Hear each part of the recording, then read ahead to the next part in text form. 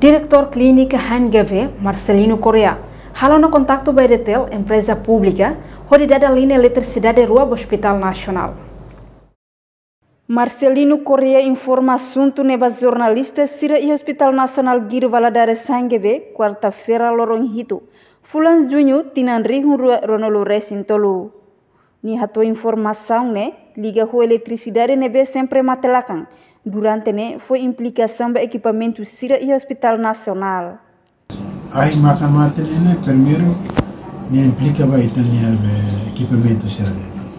Ele vai Sira mesmo serviço vai liga para atendimento para itania paciente, máquina laboratório né, foi ida processar né, nia retang hal problema tamo aí mate moris né. E depois itania máquina bem maka faserania masa nessa também maneira aí mate Sira mate te lo que fali gerador aí mora Sira mate fali lo que nebe a implicação né afeta vai itania máquina Sira né.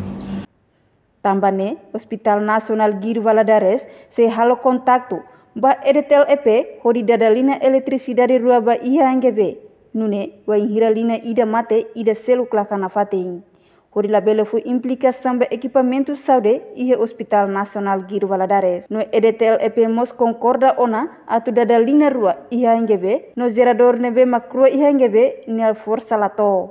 Reportagem Ana Rosária, Televisão Timor Post. Janela informação by Emma Hotu. Atu reta informação atual diakliu kita haluha haneham botão subscribe, like, halo comentário no faz tutang ba media sosial Hotu.